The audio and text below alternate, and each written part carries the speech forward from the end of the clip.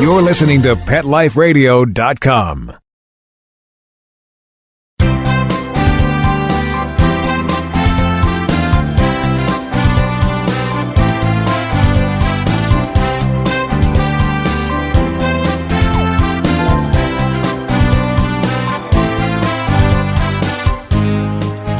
And welcome and good morning or good afternoon to those of you on the East Coast. You are here with Dr. Jeff Werber, the host for the next 30 minutes here on Pet Life Radio, Ask the Vets with Dr. Jeff. And we are here for you. We are here to talk about your pets, answer questions, give you ideas, just enhance that wonderful bond between us and our four-legged friends. Here with the help of our sponsors, Prosense Pet Products and Kong Toys. As a matter of fact, when we get you to either join us online and ask a question, or to give us a call at a toll-free number, an easy one, 877-385-8882. We will send you out just for joining us here on the show this morning, a Prosense pet product for your pet and a Kong toy. So you can't lose. How great is that? Free product, ask questions, get information, all for free.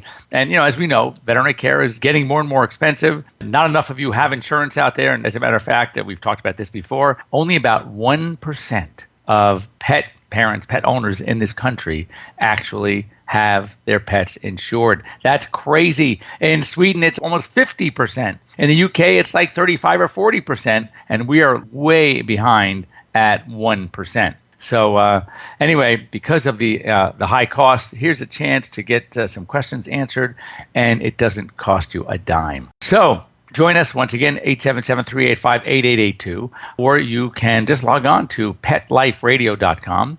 Go on to the Ask the Vets bar on the left, and you can just join in our conversation and just text away. There's a little box there, and it just says join the conversation. Click on it and start typing away, and I will do my best to answer your questions that way as well. And of course, any way you join us, you get the benefit of the Prosense and the Kong product. And I also want to thank our retailers that have our full line, retailers like Walmart and Target. So if you want to get out and get some great products for your pets at a great price, then go ahead and look for Prosense.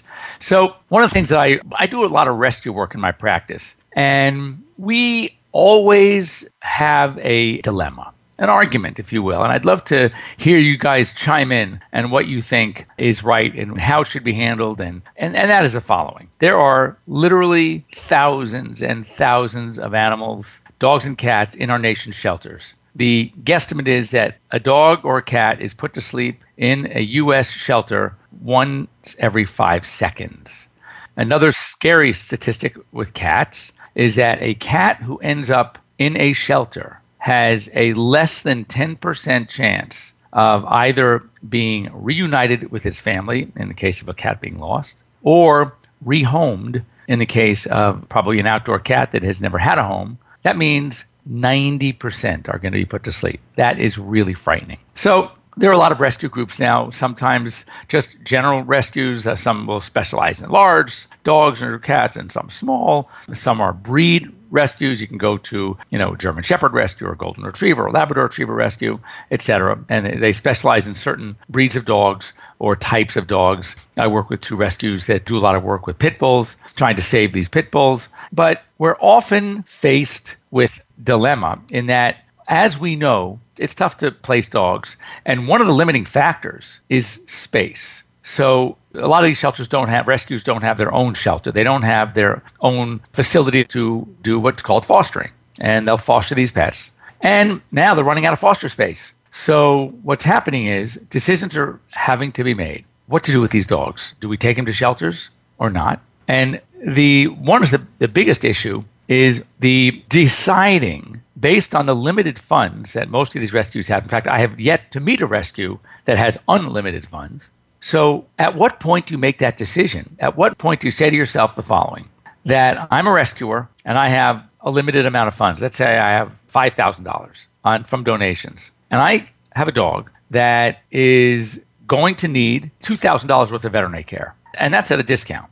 And with no guarantee that after this $2,000 spent, this pet is going to get a home. And also no guarantee, especially with very sick animals, that even once that money is spent, that the dog's going to be adoptable or the dog is even going to survive the treatment. So at what point, if you have this very, very sick dog that's going to need extensive care and extensive money spent, do you say, look, I know I have a bleeding heart. I know I would love to save them all. But do you know how many more pets that are adoptable tomorrow with no help are sitting on death row in our local shelter that is not a no-kill shelter that I can pull out with $2,000 at $40, $50, $60 a pop? At what point, and this is what I try to relay and discuss with my rescues all the time, and that is the following. We call it herd health mentality. As a small animal practitioner, I don't have to practice herd health mentality. Every single animal is an individual. Every pet that I see is someone's four-legged kid, and we treat them accordingly. But I have classmates and colleagues that chose to go large animal, and they're working up in ranches and farms, and they're working with ranchers that might have, hundreds of head of cattle, for example. And these ranchers don't have the bond with one animal that is their pet. So when there is a certain sickness that starts going through the herd, they don't look to try to treat every individual animal. Instead, what they do is they try to find out by usually sacrificing that one animal what that can be done to find out the disease, and then we'll go and treat or prevent the disease in the rest of the herd. So you have to think differently as a large animal practitioner when you're dealing with large herds. We call that herd health mentality. And I feel, and this is me because I've seen these rescuers that, again, have such bleeding hearts. They just want to save everyone. And I get it, but they spend so much money and it's really throwing it away. And that same money could have been put to such good use to save so many other lives. Had they just said, you know what, this one is too sick, too bad, too weak. We're going to have to put this guy to sleep. And we're going to save all this money instead of spending it. And instead, we are going to end up with, pulling out 50, 60 dogs out of shelters. So what do you think? What do you think? Do you spend up every single dime you have on saving everyone? Or do you sit back, look and say, okay, we have our limited funds. What is the best use of these funds? What is the most likelihood that we can save the largest number of lives with these funds? What do you do?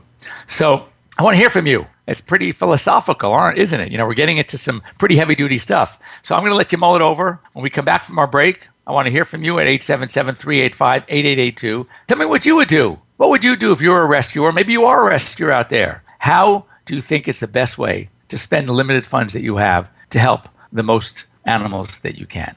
Think about it. We'll be right back here on Pet Life Radio's Ask the Vets with Dr. Jeff. We'll be right back, right after these messages. Stay tuned. I'm home. My hair looks cute. Now what? Bringing home a puppy or new dog is exciting, and he's depending on you to keep him in good health. Dogs need special care to keep them healthy as they grow throughout their entire life. Caring for their health is critical in all stages. With Prosense, it's simple and convenient to give your dog the care it needs with effective and quality products that treat, prevent, and provide essential daily vitamins and minerals. Prosense products are veterinary formulated and recommended to ensure the very best for your pet. Try Prosense today. Your dog will thank you for it. Pets love life. Love them back with Prosense.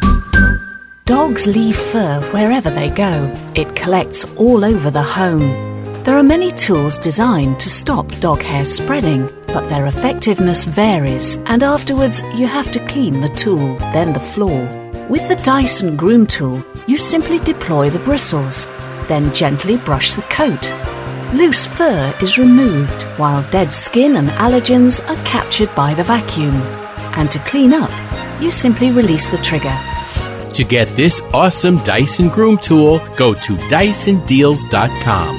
That's DysonDeals.com. Pet Life Radio, the #1 pet radio network on the planet, joins forces with iHeartRadio to put the power of your pets in your pocket. Awesome! Download the iHeartRadio app and rock Pet Life Radio on your phone, on your tablet, on your Xbox, in your car. Pet talk, pet tunes, and fun pet times. Pet Life Radio and iHeartRadio. Positively Possum. Hi, this is Jody Miller-Young from Bark and Swagger. Tune in for everything pet fashion and more. From fashion tips and runway trends, products and designs I love, to fabulous home decor for your furry friend, you'll find it all here. Be the first to discover the new. So what are you waiting for? Find me on Pet Life Radio. And remember, when fierce fashion calls, Bark and Swagger. Every week on demand, only on PetLifeRadio.com. Let's talk pets Let's talk pets on Pet Life Radio. Pet Life Radio. PetLifeRadio.com.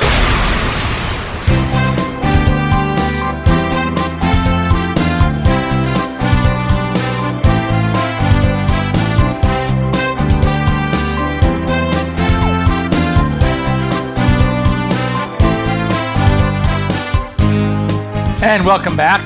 And you're with Jeff Werber, Dr. Werber, and we are just finished talking about some rescue work and some very difficult philosophical decisions that many of the rescuers have to make, and advice that I, as a practitioner, have to give them when they seem to be so unrealistically focused on helping the one animal at the risk of the potential to save hundreds of others. And I'd love you to chime in. And while you're getting the courage, I don't know why it's taken so many of you so much difficulty calling us in to share your views, talk to us. It's great. This is the only live call-in show on Pet Life Radio. So we want to hear from you. 877-385-8882. Pick up the phone. It's Sunday morning. Come on, put the bagel down. Put the coffee down. And give us a call. Let me know what you think. The more we know kind of what you think and how you think, the more information we can provide you. So I think it's a good idea to chime in. It's painless, I promise. And you get free Prosense product. And you get a free Kong toy. So come on. Your dog is telling you, come on, Mom, call in. I want my Kong. So anyway, another thing, it's hot out there. Let's face it. It's been here. I'm sitting here like this is great. Now I'm in LA and it's beautiful. It's 90 degrees. It's gonna be 90 today. And a question often comes up, and I think it deserves some attention. And that is, let's pick the Akita or the Samoyed. I mean, I'm picking these breeds on purpose, of course. So you have these really great, thick-coated dogs, and it's summertime. So you take your dog into the groomer, and you want that summer clip. You want that trim. You want the lion's clip. You know what that is, right? Where you basically shave all the hair except you leave the head and the tail. Looks like a lion. Are you doing your dog a service? What do you think? On the one hand, I'd like to hear from you to see what you think. On the other hand, you guys are so afraid to call that I'm going to give you the answers. So anyway, that's another thing. When I said call, I didn't mean calling my house. The issue is this. That thick coat is really a thermos. Now, what do I mean by that? Well, when you have your thermos, good old-fashioned thermos, they're getting a plug here. What happens if you put hot coffee in a thermos? It stays hot. Likewise, let's say you put your iced tea in your thermos. What's going to happen to the iced tea? It's going to stay cold. So what the thermos does, it regulates the temperature of that which is placed inside. If something is hot and placed inside a thermos, it's going to stay hotter longer. If it's cold and placed inside a thermos, it's going to stay colder longer. That's what the coat, I should confirm, a healthy coat of these Arctic type breeds does. Yes, when they are up in the snow and they're in Antarctica and it is way sub-zero, freezing, however many degrees, that coat does keep them warm. How? Because it doesn't let the outside temperature affect the inside. So it does its job to maintain that dog's body temperature to where it needs to be. Likewise, however, it does the same thing when it's warm. And that is that if it is hot out there, that healthy thick coat will prevent that heat from getting into the dog. Now, when does this not work? Well, it doesn't work if the coat's not healthy. So therefore, when you have dogs like this, you need to brush them regularly. It's very important to keep them well-groomed and well-brushed. Secondly, another danger of shaving a dog like this is the following, especially, which is why I purposely use the Samoyed as one of my examples, and that is the following. You have a dog, a white dog, and how much sun has the skin of this extremely thick-coated white dog has seen, right? This dog, the sun doesn't shine on this skin. This skin has not seen the sunshine because it's so protected. So what happens when you take this skin and by shaving the dog down, you are now potentially exposing this barren, nubile skin, if you will, that has never really experienced sunshine, and you're going to put it outside in the sun. And can these dogs get sunburn? You betcha.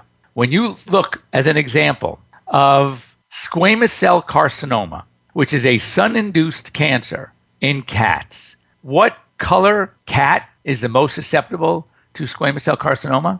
It is the white cat. And even more so, what part of the body typically do we see it? We see it in the ears because they're shooting straight up. We see it around the head. That, the part of a cat right in front of the ears, the hair is much thinner, the coat is almost gone, it looks like they're a little bald. Well, those are areas that are extremely sensitive to sun. How about another condition that we see, sun-induced? Nasal solar dermatitis, okay? And where do we see this? We see this on the tip of the nose, the nasal planum we call it, of a lot of depigmented or hypopigmented dogs. For example, some of the Australian Shepherds, some collies. Thus, we also hear the term collie nose. But they have that white right on the bridge. So again, these areas are highly susceptible to sun-induced damage. So you really need to reconsider and think twice when it comes to should I shave my dog down for the summer? So what can you do? What's the best thing to protect your dogs from the heat during the summer? Long coat, short coat, whatever. Well, first of all, if you have a very short-coated or thin-coated dog that's going to be spending time outside, you want to use some sort of sunblock. Or if you have a light, obviously you don't want to use a sweater, but you want to use something, because remember, the same reason that I advocate, and don't laugh, putting the little sweaters on these little teeny dogs during the winter, because based on body surface area, they have a greater tendency to lose heat to the outside. These same dogs have a tendency to gain heat from the outside during the hot weather. But again, you don't want to put something too heavy on them. But if you had something light and you wanted to put it on them to almost you see people walk around with umbrellas during the summer. Not to protect them from the rain, obviously. It's to protect them from the sun. And not a bad idea. Sunblock would be a very good idea to keep them on any area of your dog or cat that is going to be more exposed to the sun because of thin coat, because of short coat, white hair. When you can actually see the skin, then you want to put some sunblock on. And as far as those thick-coated dogs, what you should do is keep them well groomed, well combed, well brushed, because the coat will have an opportunity to do what it's supposed to do when it's healthy. So the goal of going in to the groomer shouldn't be to shave the dog down. It should be to really do a thorough comb out, get the mats out, make sure the skin is clean and healthy, and then it will do better what it's supposed to do, and that is to protect your pets from the heat.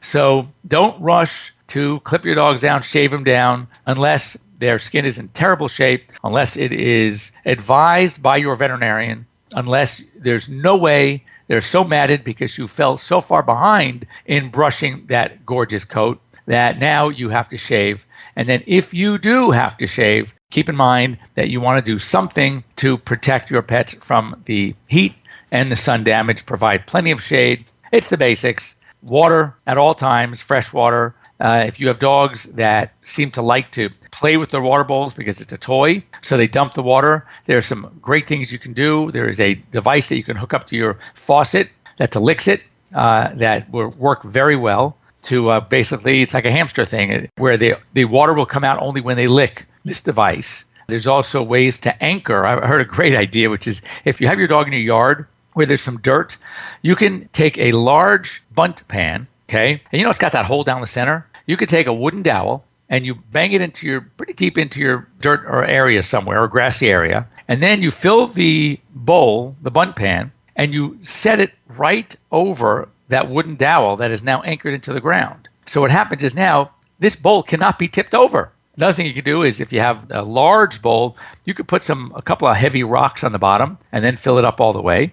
And there are a lot of good things you could do. Another great idea is to fill your bowl, the water bowl, about half to 3/4 full when you're inside in the evening, and stick it in the freezer. So in the morning, you're going to have a bowl of basically a huge block of ice. And then you can put a little water on top of that because you'll have some extra room. And then as the ice melts, they'll have some nice ice cold water. How cool, how refreshing is that? And lastly, one thing I like doing, I recommend this often, is you can take a bandana.